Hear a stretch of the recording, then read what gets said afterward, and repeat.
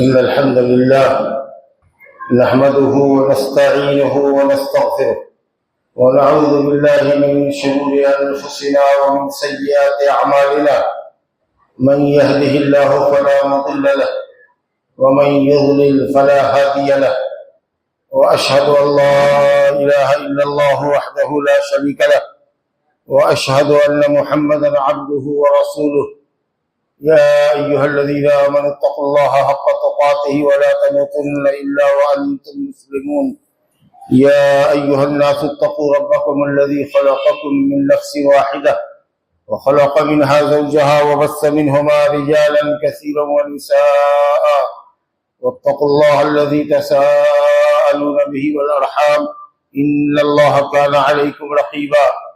يا أيها الذين آمنوا اتقوا الله وقولوا قولا سديدا يصلح لكم أعمالكم ويغفر لكم ذنوبكم، ومن يطع الله ورسوله فقد فاز فوزا عظيما. أما بعد، فإن خير الحديث كتاب الله، وخير الهدي هدي محمد صلى الله عليه وسلم، وشر الأمور محدثاتها، وكل محدثة بدعة، وكل بدعة ضلالة، وكل ضلالة في النار. أعوذ بالله من الشيطان الرجيم. ويعذب المنافقين والمنافقات والمشركين والمشركات الظالمين بالله ظن الظن عليهم دائرة السوء وغضب الله عليهم ولعنهم وأعد لهم عذابا أليما. میرے بزرگوں اور دوستوں، قلبی عبادتوں میں ایک بڑی عبادت اللہ کے ساتھ حسن ظن رکھنا بھی ہے. بندے کو چاہیے یا بندے پر واجب ہے کہ وہ ہمیشہ اللہ تعالیٰ سے حسن ظن رکھے، اللہ سے کبھی بدگمان نہ ہو. مومن کبھی اللہ سے بدگمان نہیں ہوتا. بدگمانی منافقین اور مشرکین کی صفت ہے جو اللہ سے برا گمان رکھتے تھے. اللہ سبحانہ و تعالیٰ سے اچھا گمان رکھنا انسان کو نیکیوں کے کرنے اور گناہوں کے چھوڑنے پر ابھارتا ہے. اللہ سبحانہ و تعالیٰ سے حسن ظن رکھتے ہوئے ہی مومن شرعی اور جائز اسباب رزق اختیار کرتا ہے، نفع کے حصول کی کوشش اور شر سے بچنے کی تگودو کرتا ہے. یہ حسن ظن مصائب اور مشکلات کے ہجوم میں انسان کے اطمینان قلب اور شرح صدر کا باعث ہے، اور اللہ کے ساتھ حسن ظن قائم کرنا مرنے کے وقت کا ایک بہترین عمل ہے جس پر انسان کو مرنا چاہیے جب اس کی زندگی کا سورج غروب ہو رہا ہو اور آخرت کا سورج طلوع ہو رہا ہو، جان جانے آخری کے حوالے کر رہا ہو. اس وقت وہ اللہ تعالیٰ سے حسن ظن رکھے کہ اللہ غفور الرحیم ہے، میری کوتاہیوں سے مجھ کو درگزر کرے گا. اللہ تعالیٰ کا ارشاد ہے، حدیث قدسی ہے، انا عند ظن عبدی بی، میں اپنے بندوں کے گمان کے پاس ہوں. یعنی میرا بندہ اگر مجھ سے اچھا گمان رکھتا ہے تو میں اس کے ساتھ خیر کا معاملہ کرتا ہوں، اپنے فضل و کرم کی بارش اس پہ برساتا ہوں. اور اگر وہ اللہ سے برا گمان رکھتا ہے تو جیسا وہ گمان رکھتا ہے اس کے حساب سے اللہ اس کے ساتھ معاملہ کرتا ہے. چنانچہ ترمذی میں اس لفظ کا اضافہ ہے کہ من یحسن الظن باللہ لہ ذلک، اگر اللہ سے اچھا گمان رکھو گے تو اچھا معاملہ ہوگا. ومن ظن باللہ سوءا او شرا، اگر برا گمان رکھو گے لہ تو تم کو وہی حاصل ہوگا. ہمیشہ ہر حال میں اللہ کے ساتھ مومن کو اچھا گمان رکھنا چاہیے. لیکن کچھ خاص مواقع ہیں جن میں حسن ظن کی تاکیدی حیثیت مسلم ہے. مثال کے طور پر نمبر 1، جب آپ ایمان اور عمل صالح کی بجا آوری کر رہے ہوں، عبادات کی بجا آوری کر رہے ہوں، درا حال ہے کہ آپ عبادت میں مخلص ہوں، بندگی کو اللہ کے لیے خالص کر رہے ہو، توحید پر اخلاص پر مبنی عبادت کر رہے ہوں اور نبی صلی اللہ علیہ وسلم کی سنت کے مطابق کر رہے ہوں، تو آپ کو اللہ سے حسن ظن رکھنا چاہیے کہ میرا رب میری عبادت کو قبول کرے گا. اور انشاءاللہ مجھے اجر و ثواب سے نوازے گا، کیونکہ خود اللہ فرماتا ہے من عمل صالحا من ذکر او انثى وهو مؤمن فلنحيينه حیاة طیبہ وَلَنَجْزِيَنَّهُمْ أَجْرَهُمْ بِأَحْسَنِ مَا كَانُوا يَعْمَلُونَ۔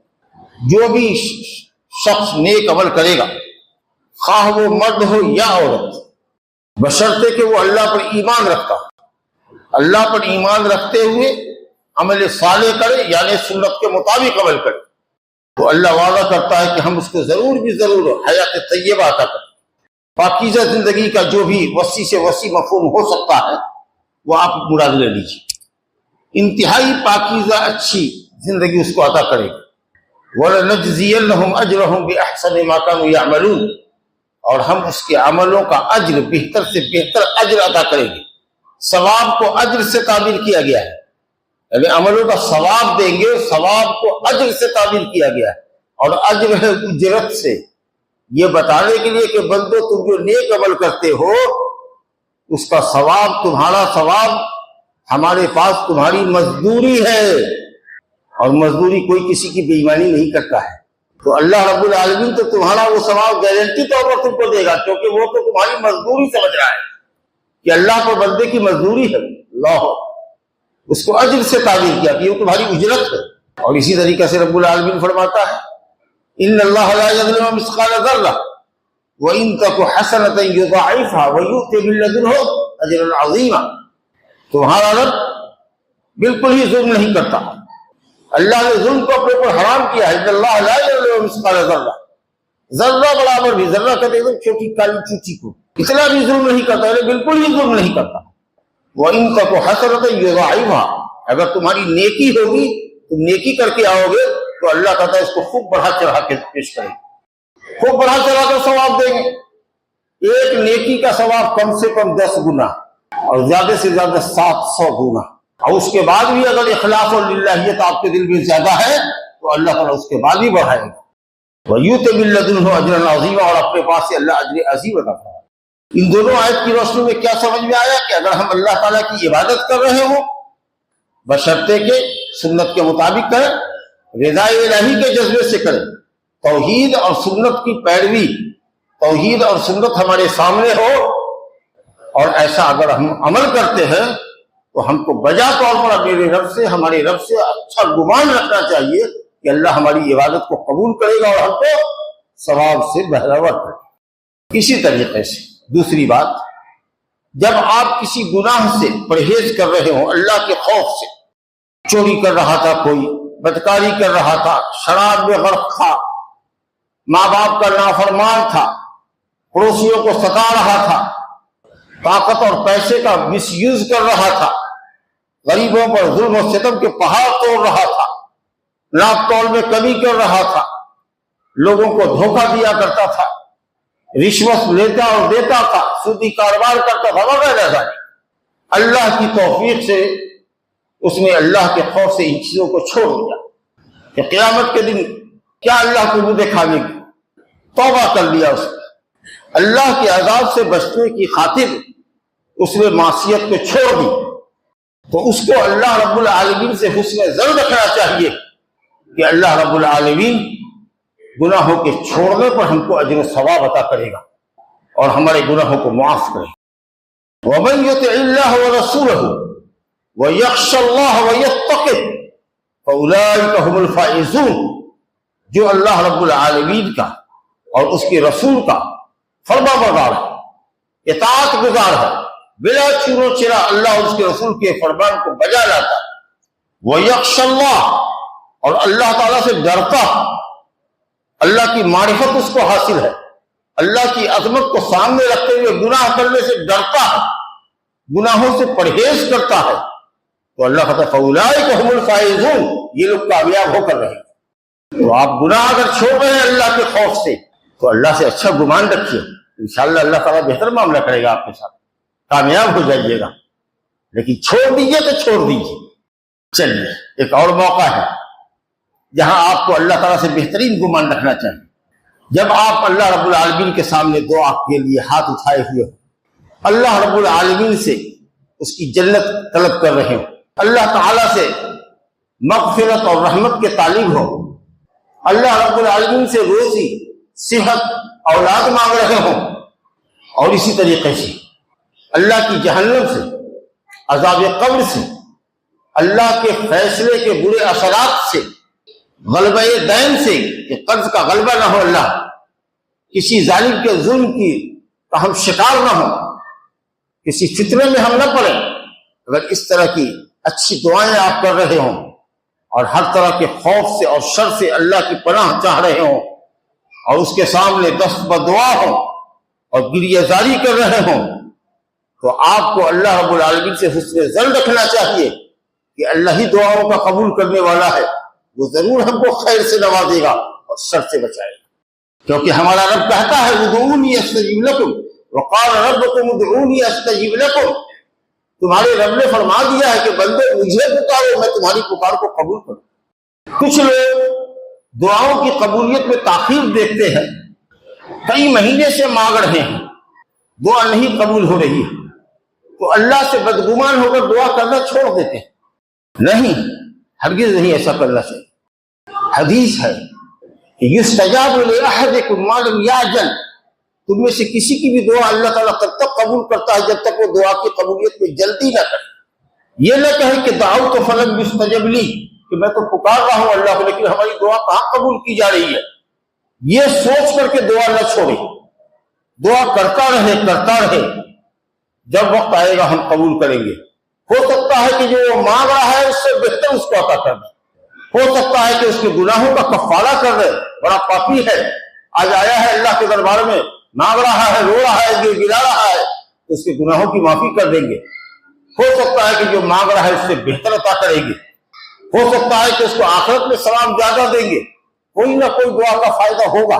حدیث میں آتا ہے کہ اگر انسان اچھی دعا دنیا اور آخرت کی بھلائی کی کرے، گناہ کی دعا نہ کرے، یا قطیعت رحم کی دعا نہ کرے، رشتہ داری کو کاٹنے کی بات نہ کرے، نیکی اور بھلائی کی دعا کرے، تو تین بھلائیوں میں سے کوئی نہ کوئی ایک بھلائی ضرور اس کو حاصل ہے۔ یا تو اللہ تعالیٰ اس سے بہتر اس کو دیتا ہے جو وہ مانگتا ہے، یا یہ ہے کہ اس کے گناہوں کو معاف کرتا ہے، کچھ تاخیر کرتا ہے، اس کے صبر کا امتحان لیتا ہے کہ کتنے دن تک یہ اللہ سے جڑا ہوا ہے، اور کچھ نہیں ہوگا تو آخرت میں ثواب دیتا ہے۔ لیکن جب انسان اللہ سے بدگمان ہوتا ہے اور دعا چھوڑ دیتا ہے تو اللہ کو ہنسی آتی ہے۔ حدیث ہے کہ اللہ ہنستا ہے اس انسان پر جو اللہ سے مایوس ہو کر کے دعا کرنا چھوڑ دیتا ہے، کہتا ہے اب ہم قبول کرنے کو آئے، اس کی آرزو پوری کرنے کو آئے تو اس نے دعا چھوڑ دیا، ہم تو بدگمان ہو گیا۔ حضرت ابو رزین رضی اللہ عنہ نے نبی صلی اللہ علیہ وسلم سے پوچھا یا رسول اللہ کیا ہمارا رب ہنستا بھی ہے؟ کہا کہا تو قسم اللہ کی اب ہم کبھی بھی اللہ تعالیٰ سے نا امید نہیں ہوں گے، وہ میرا رب جو ہنستا ہے وہ کبھی بھی خیر سے ہم کو محروم نہیں کرے گا، ہم ہمیشہ اپنے رب سے مانگتے رہیں گے۔ حضرت عمر فاروق رضی اللہ عنہ کہتے تھے کہ ہمارا کام مانگنا ہے، دینا نہ دینا، سننا نہ سننا اس کا کام ہے، تم اپنا کام کیوں چھوڑ رہے ہو؟ تم اپنا کام کیے جاؤ، اللہ کو جو کام کرنا ہے وہ کرے گا، انشاءاللہ کبھی خائب و خاسر نہیں ہوگے، اللہ کبھی خالی ہاتھ نہیں لوٹائے گا۔ وہ بڑا حی کریم ہے، بڑا حیا باز ہے، بڑا بخشنے والا ہے، اس کو تو شرم آتی ہے کہ بندہ میرے سامنے ہاتھ پھیلائے اور یا رب کی سدائیں بلند کرے، اے میرے رب، اے میرے مولا، روئے گر گرائے اور ہم اس کو خالی ہاتھ لوٹا دیں، اس کو شرم آتی ہے۔ ہمارا رب تو وہ رب ہے۔ آپ کیا مانگتے ہیں؟ کیا مانگیں گے آپ سے؟ جو بھی چیز آپ مانگ رہے ہیں اس کا دینا اللہ کے لیے کوئی مشکل نہیں ہے، کیونکہ وہ غنی ہے، وہ سخی ہے، اس کے خزانے میں کوئی کمی نہیں ہے۔ ساری دنیا اور اس کی مخلوقات کو اگر اللہ رب العالمین اس کی مانگ اور مطالبے کے مطابق عطا کر دے تو بھی اس کے جود و سخا کے سمندر میں اتنی کمی نہ آئے جتنی کمی سمندر میں سوئی ڈالنے سے پانی کی کمی ہے۔ سمندر میں سوئی ڈالیے گا تو سوئی کے نوک پر کتنا پانی سمندر کا گھٹے گا؟ کہے گا کچھ نہیں۔ تو ساری مخلوق جو مانگ رہا ہے سب کو اس کے مانگ اور مطالبے کے مطابق دے دے تو شاید ایسے ہی کمی ہو یا اتنی بھی نہ ہو جتنی کہ سمندر میں سوئی ڈالنے سے نکالنے سے سمندر کا پانی کم ہو۔ تو کہے اپنے مطالبے کو آپ چھوٹا کریں، بڑا مطالبہ رکھیے اللہ تعالیٰ سے۔ جنت ہی مانگنی ہے تو جنت الفردوس مانگنی، اچھی صحت مانگیے، نیک اولاد مانگیے، اپنی آرزویں بڑی رکھیے اللہ تعالیٰ سے، اور جس شر سے آپ ڈر رہے ہیں، جس گناہ سے ڈر رہے ہیں، جس نقصان سے ڈر رہے ہیں، وہ بھی اللہ کے نزدیک کوئی حقیقت نہیں رکھتا۔ اللہ تعالیٰ قوی عزیز ہے، غالب حکمت والا ہے، اس کے سامنے کسی کی نہیں چلی، ہر شر سے آپ کو بچا لے گا، ہر شر سے بچا لے گا۔ بسم اللہ توکلت علی اللہ کر کے نکل جائیے، سارا شر ختم ہو جائے گا۔ کس طریقے سے اللہ تعالیٰ نے اپنے نبی کی ہجرت کے موقع پر حفاظت کی، کیسے گھر سے نکل گئے، دونوں طرف مشرکین کے نوجوان تلوار سوچ کر کے کھڑے ہوئے تھے کہ جیسے نکلیں گے ایک یکبارگی ٹوٹ پڑے گی، کیسے نکل گئے، اتنے بڑے شر سے اللہ نے کیسے بچایا۔ غار ثور میں چھپے ہوئے ہیں، دشمن اوپر جا رہا ہے، دیکھ رہا ہے، ساری دنیا دیکھ رہا ہے، پاؤں کی طرف نہیں دیکھ رہا ہے، اگر پاؤں کو دیکھ لیتا نیچے تو نبی صلی اللہ علیہ وسلم پکڑے جاتے۔ اور نبی صلی اللہ علیہ وسلم کا بھروسہ بھی کتنا اللہ پر زبردست تھا کہ اللہ کے کہنے پر ہم نکلے ہیں مکہ چھوڑ کے مدینہ جانے کے لیے، تو اللہ دشمنوں کے حوالے نہیں کرے گا۔ یار غار ابو بکر صدیق کہہ رہے تھے یا رسول اللہ اگر انہوں نے اپنے قدموں کی طرف دیکھا تو ہم پکڑے جائیں گے۔ کہا یا ابو بکر ایسا نہیں ہوگا، ما ظنک باثنین اللہ ثالثہما، اس دو کے متعلق تمہارا کیا گمان ہے جس کا تیسرا اللہ ہے؟ ہم دو ہیں، ہمارا تیسرا اللہ ہے، اس کے حکم پہ نکلے ہیں، وہ کبھی دشمنوں کے حوالے نہیں کرے گا۔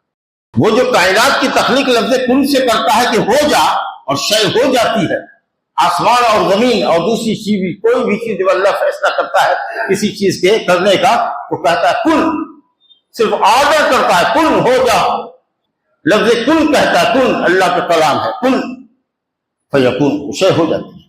اللہ تعالیٰ سے آپ رحمت کا سوال کر رہے ہیں، اس کے غضب سے پناہ چاہ رہے ہیں، خود وہ کہتا ہے ان رحمتی سبقت علی غضبی، میری رحمت میرے غضب پر سابق ہے، میری معافی میری پکڑ پر مقدم ہے، میری حلم و بردباری سزا دینے سے مقدم ہے۔ تم اللہ تعالیٰ سے معافی چاہو، گناہوں سے پرہیز کرو، دیکھو کیسے اللہ معافی کرتا۔ تو جو رب رحیم ہے، کریم ہے، غنی حمید ہے، قوی عزیز ہے، جس کے خزانے میں کسی چیز کی کمی نہیں ہے، جو غفار الذنوب ہے، جو رحمان الرحیم ہے، آپ اس سے کیوں پریشان ہوتے ہیں؟ آپ مانگیے جو مانگنا ہے، لیکن پیشنس رکھیے، جلدی مت کیجیے، دعا میں لگے رہیے، کرتے رہیے، دیکھیے گا کہ اس کا اچھا رزلٹ آپ کے ساتھ ہے۔ کبھی بھی نا امید ہو کر کے دعا مت چھوڑیے۔ کتنے لوگ ہیں نا امید ہو گئے لیکن 10 سال کے بعد بچہ پیدا ہوا، 10 سال کے بعد، کتنے کو 15 سال کے بعد بچہ پیدا ہوا، ایسا لوگ آپ دیکھا ہوگا، جانا ہوگا۔ اللہ کی مرضی ہے جب تک، لیکن آرزو اللہ سے ہمیشہ وابستہ رکھیے، رشتہ ہمیشہ وابستہ رکھیے۔ دیری ہو تو مت دوڑیے، خانقاہوں پر مت جائیے، قبروں پر مت جائیے، ڈاکٹر کے یہاں جائیے، علاج کی کمی ہے تو مرد عورت کا علاج کرے گا، اور اللہ سے تعلق باللہ مضبوط رکھیے، انشاءاللہ وہ ضرور عطا کرے گا۔ اسی طریقے سے حسن ظن وہاں بھی قائم کیجیے، جب بلا اور مصیبت اترے، جان پہ اترے، مال پہ اترے، اولاد پہ اترے، کاروبار پہ اترے، صبر کیجیے، اللہ سے حسن ظن رکھیے۔ آپ مومن ہیں، آپ یہ سمجھیے کہ اللہ اپنے بندے کو تکلیف سے بھی آزماتا ہے اور خیر عطا کر کے بھی آزماتا ہے۔ اس کا ارشاد ہے وَنَبْلُوكُمْ بِالشَّرِّ وَالْخَيْرِ فِتْنَةً وَإِلَيْنَا تُرْجَعُونَ، ہم تم کو شر سے آزمائیں گے، تکلیف دے کر آزمائیں گے، اور خیر دے کر بھی آزمائیں گے، دیکھیں گے کہ تم صبر کرتے ہو کہ نہیں، صابرین میں بنتے ہو کہ نہیں، اور نعمت سے دے کر آزمائیں گے کہ تم شکر گزار بن کر شاکرین میں بنتے ہو کہ نہیں، ہم آزمائیں گے تم، اس کے حساب سے معاملہ کریں گے۔ کوئی بھی مصیبت ہو، کیسی بھی مصیبت ہو، کتنی سنگین سے سنگین پریشانی کیوں نہ ہو، اللہ رب العالمین کی رحمت سے مایوس مت ہوئیے، کبھی بھی مت مایوس ہوئیے، اللہ تعالیٰ کی رحمت وہ تکلیف کو دور کرے گا۔ اس نے خود کہا ہے ان مع العسر یسرا، سختی کے ساتھ ہم نے آسانی بھی پیدا کیا ہے، اگر ابھی تکلیف ہے تو دیکھو گے کہ آگے چل کر آرام ملے گا۔ دیکھیے نا کتنے لوگوں کی جوانی میں کتنی تکلیف ہوئی، بچے سے پیدا ہو رہے تھے، غربت کا عالم تھا، تھوڑی سی کمائی تھی، اور دکھ سکھ کے ساتھ اسے زندگی گزاری، بچوں کو پالا پوس رہا۔ آج ماشاءاللہ بیٹے سب کما رہے ہیں، لکھ پتی کروڑ پتی باپ بنا ہوا ہے، گاڑیوں پر چلتا ہے۔ اللہ نے کیا تکلیف، کتنے لوگ تھے جو زندگی سے مایوس تھے، دوا علاج کیا، اللہ سے لو لگائے رہے، اللہ تعالیٰ نے صحت بخشا، ڈاکٹر نے جواب دے دیا کہ اب نہ بچے گا، اور ہم نے ایسے شخص کو بھی دیکھا کہ جس کو ڈاکٹر نے کہا لے جاؤ اب نہ بچے گا، وہ اس کے بعد بھی 50 سال زندہ رہا۔ یہ ہم نے بھی جانا ہے۔ کیوں نا امید ہوتے ہیں؟ اگر اسی بہانے موت ہوگی تو ہوگی، لیکن اللہ سے بدگمان کیوں ہوئے؟ اللہ سے صحت کی امید رکھتے، اللہ سے کاروبار کے دوبارہ پلٹنے کی امید رکھتے کہ کاروبار انشاءاللہ اچھا بنے گا، حالات سدھریں گے، اس وقت بھی آپ کو اللہ تعالیٰ سے اچھا گمان رکھنا چاہیے۔ 4 جگہ یا 5 جگہ ہوا، ایک جگہ اور دیکھ لیجیے۔ جب گناہوں کے لیے اللہ تعالیٰ سے توبہ کیجیے، بہت گناہ گار ہیں آپ، زندگی بھر پیتے رہے، زندگی بھر شراب میں غرق رہے، زندگی بھر بدکاری کرتے رہے، رشوت لیتے دیتے رہے، نماز سے غافل رہے، بالکل مشرکانہ زندگی بسر کیا۔ اللہ نے کا دل میں خوف پیدا ہوا ہے، اللہ کی طرف پلٹے ہو، ہاتھ اٹھا کے کہہ رہے ہو کہ اللہ پوری زندگی ہماری شراب میں غرق ہو گئی، بدکاری کی نظر ہو گئی، عبادتوں سے دور رہ کر ہم نے زندگی گزاری۔ اے اللہ ہم تیرے دربار میں ہیں، تیرے سامنے ہیں، گھٹنا ٹیکے ہوئے ہیں، ہاتھ پسارے ہوئے ہیں، ہماری توبہ قبول کر لیں۔ ہم آج اس کے بعد کوئی گناہ نہیں کریں گے، نیکی پر قائم رہیں گے، اللہ سے حسن ظن رکھو کہ جس دن تمہارے دل میں یہ احساس پیدا ہو گیا اور سچا احساس پیدا ہو گیا، تم اللہ کو غفار پاؤ گے۔ وَإِنِّي لَغَفَّارٌ لِمَن تَابَ وَآمَنَ وَعَمِلَ صَالِحًا ثُمَّ اهْتَدَىٰ۔ اللہ کہتا ہے میں بہت زیادہ بخشتا ہوں اس شخص کو جو توبہ کر لے اور ایمان و عمل کی راہ پہ لگ جائے تو میں اس کی زندگی کے سارے گناہ کو معاف۔ رب العالمین فرماتا ہے قل یا عبادی الذین اسرفوا علی انفسہم لا تقنطوا من رحمت اللہ ان اللہ یغفر الذنوب جميعا۔ اے نبی کہہ دیجئے، میرے بندوں سے کہہ دیجئے، یا عبادی، اے میرے بندو، یعنی اللہ کی طرف سے یہ بات کہہ دیجئے، یہ نہیں کہ اے نبی کہہ دیجئے لوگوں کو کہ اے میرے بندو، نبی کے بندے ہم نہیں ہیں، ورنہ آگے کا جملہ غلط ہو جائے گا۔ ان اللہ یغفر الذنوب جميعا، اللہ تمام گناہ کو بخشتا ہے۔ جب ہم اگر نبی کے بندے ہو جیسا کہ قبر پجے کہتے ہیں تو وہ قرآن میں یہ ہوتا کہ میں تم سب کے گناہ کو بخش دوں گا، یہ نہیں کہا جا رہا ہے اے میرے بندو اللہ کی رحمت سے مایوس نہ ہو، کتنا بھی گناہ تم نے کیا ہے، حد پار کر دیا ہے، دنیا بھر کا گناہ تمہارے پاس ہے، لیکن تم میری رحمت سے مایوس نہ ہو کیونکہ اللہ تمام گناہ کو بخشتا ہے۔ اس کا مطلب یہ ہوا کہ قل کے بعد جو ہے انوائٹڈ قوما ہوا کہ یا عبادی کے بعد کا جو لفظ ہے یہ اللہ تعالی کی طرف سے نبی صلی اللہ علیہ وسلم فرمانا ہے کہ اے نبی آپ لوگوں سے کہہ دیجئے کہ اے میرے بندو، یعنی میرا یہ قول کہہ دیجئے کہ اے میرے بندو، اللہ بندہ کہہ کے پکار رہا ہے، کیا پیار ہے اس کے اندر، اے میرے بندو جس نے اپنے نفس پر ظلم اور زیادتی کی انتہا کر دی ہے، لا تقنطوا من رحمت اللہ، اللہ کی رحمت سے مایوس مت ہو، ان اللہ یغفر الذنوب جميعا انہ هو الغفور الرحیم، سچے دل سے جب بھی توبہ کرو گے تمام گناہوں کو بخشے گا، جو شرک کو معاف کرتا ہے، جو شرک اکبر کو معاف کرتا ہے توبہ سے، وہ تمہارے گناہوں کو کیسے نہیں معاف کرے۔ لا الہ الا اللہ۔ دعا میں جلدی کرنے کی بات پر ایک بات یاد آ گئی، خوبصورت سی بات یاد آ گئی۔ حضرت یعقوب علیہ السلام سے حضرت یوسف کب جدا ہوئے تھے؟ بچپنے میں جدا ہوئے تھے، غلام تھے، عام طریقے سے غلام کہا جاتا ہے نابالغ کو، جب بالغ ہو جاتا ہے تو غلام نہیں بولا جاتا، تو کوئی عمر رہی ہوگی قبل البلوغ کی، بعض مفسرین نے کہا 17 سال کے تھے، بہرحال میں نہیں جانتا، لیکن جن لوگوں نے ڈول ڈالا اور ڈول میں حضرت یوسف پھنس کے نکلے، پکڑ کے نکلے، تو کہا یا بشرا ھذا غلام، قبل البلوغ غلام کہا جاتا ہے، تو ابھی 15 سال کے نہیں تھے، کچھ عمر رہی ہوگی، جو بھی عمر رہی ہو۔ اور جانتے ہیں کہ جن بھائیوں نے کنویں میں گرایا تھا اور جھوٹا خون لگا کر کے کپڑے پر لے کر کے آئے تھے کہ یہ یوسف کی قمیص سے خون سے آلود بھیڑیے نے کھا لیا، سب باپ یعقوب علیہ السلام نبی تھے، تار گئے، سمجھ گئے یہ سب چال بازی ہے، بھیڑیا کب اتنا چالاک تھا کہ بیٹا کو کھا جائے، کپڑے کے اندر کے جسم کو کھا جائے، کپڑا نہ پھٹے، کہا کہ سب تم لوگ کا قید و مکر ہے، چالاکی ہے، میں صبر کروں گا، صبر کروں گا، اور ہمیشہ اپنی شکایت اللہ سے کرتے رہے اور اپنے بیٹے سے ملنے کی تمنا کرتے رہے۔ اشکو بسی و حزنی الی اللہ، میں اپنے شدید غم کو اللہ کے سامنے پیش کرتا ہوں، وَأَعْلَمُ مِنَ اللَّهِ مَا لَا تَعْلَمُونَ، میں اللہ سے وہ جانتا ہوں، میں اللہ کی بابت وہ جانتا ہوں جو تم نہیں جانتے۔ رو رو کر کے آنکھیں سفید ہو گئی، بیٹا کچھ سب کہتا تھا کہ سٹیا گئے ہیں آپ، اب یوسف ملنے والا ہے، اتنی مدت ہوئی، لیکن انہوں نے کبھی بھی نا امیدی کو قریب نہیں پھٹکنے دیا۔ وہ کہتے تھے میرا یوسف ملے گا، مجھے یقین ہے میرا یوسف مجھے ملے گا، اس نے مجھے خواب بتایا تھا کہ سورج اور چاند مجھ کو سجدہ کر رہے ہیں اور 11 ستارے سجدہ کر رہے ہیں، وہ کہیں نہ کہیں ملے گا۔ اس کے بعد ایک بنیامین بھی گئے مصر میں، وہ بھی روک دیے گئے، آپ کو معلوم ہے۔ تو کہا یا بنی اذهبوا فتحسسوا من یوسف واخیہ، بیٹے جاؤ تلاش کرو یوسف کو۔ پھر ابھی پہلے یوسف سے بول رہے ہیں، یوسف کو تلاشو، اس کے بھائی کو تلاشو۔ ولا تیأسوا من روح اللہ، اللہ کی رحمت سے مایوس مت ہو۔ کتنے سالوں کے بعد کھویا ہوا بیٹا ملا ہے، اس مدت کو تو اللہ ہی جانے، کوئی چیز تو قرآن حدیث میں ہے نہیں، اسرائیلی روایات ہے جو مفسرین نے لکھا ہے۔ کسی نے کہا کہ 40 سال روئے، 40 سال روئے، بیٹے کی فراق میں 40 سال روئے۔ کسی نے کہا کہ باپ کی ملاقات بیٹے سے ہوئی جب وہ 80 سال کی مدت گزری۔ بہرحال ایک مدت مدید گزری، اس کے بعد بیٹا ملا۔ یہاں ہمارا حال کیا ہے؟ چٹ منگنی پٹ گیا، یہ والا قصہ ہے۔ 2 دن سے دعا کر رہے ہیں یا اللہ گرمی بہت پڑ رہی ہے، بارش تھی نہیں ہوئی، تیسرے دن چوتھے دن نا امید ہو گئے، بارش اپنے وقت سے تاخیر کرے گا، قحط پڑ گیا، اس دفعہ پھر دھان نہیں ہوگا، ایسا نہیں ہوگا ویسا نہیں، کیوں اس طرح کا لفظ بولتے ہو؟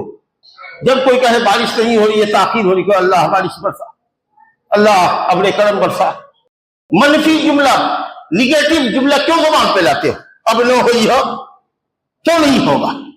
اللہ کا اشارہ کافی ہے، گر گیا ہو تو صحیح، اللہ کی طرف آؤ تو صحیح، نہ امید کیوں؟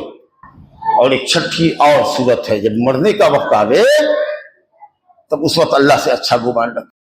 حضرت عمر بن عبدالعزیز ہیں، سوچئے کتنے نیک خلیفہ ہیں، تو ان کو مورخین کہتے ہیں کہ خلیفہ راشد 5واں مان لو۔ کہتے ہیں اللہ امرتنی فقصرت، تو نے ہم کو حکم دیا تھا حکموں کو بجا لانے کا، لیکن میں نے کوتاہی کی۔ تو نے گناہوں سے بچنے کے لیے کہا تھا، لیکن ہم نے اس کو ارتکاب کر دیا، اور اب میں دنیا سے جانے والا ہوں، تیری رحمت کا سہارا ہے۔ یہ حضرت عمر بن عبدالعزیز کہہ رہے ہیں، ہم لوگ کیا ہیں ان کے مقابلے میں، ہماری کیا حیثیت ہے بھائی، ہمارا کیا حل ہوگا؟